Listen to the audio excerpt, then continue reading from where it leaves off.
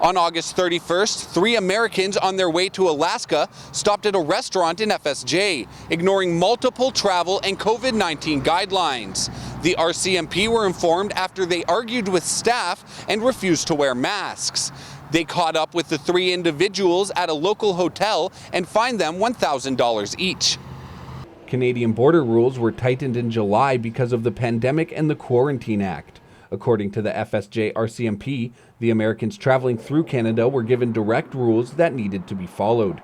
Take the quickest and most easiest route to get to the United States through Alaska, as well as to refrain from interacting with public and to make as few stops as possible along the way, protecting themselves and others. Other rules include paying for gas at the pump and wearing a mask whenever outside the vehicle. They're also given a hanger tag that lists their entry and exit dates as well as all travel guidelines.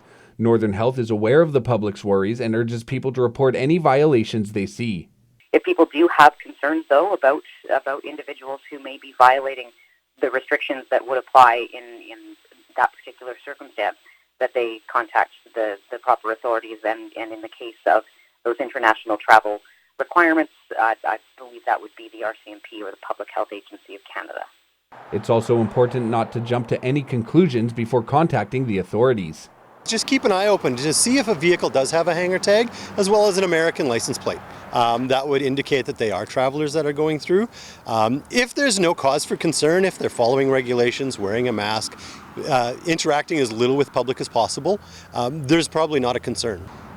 Anyone who came in contact with the 3 individuals were ordered to self-isolate for 2 weeks. So far, 99% of Americans have followed the rules laid out by the Canadian Border Security.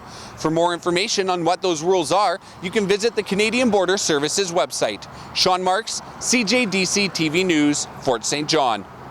Salon and barber services provided by Skinovations. Be swept away to a world of peace and tranquility at Skinovations Salon and Day Spa.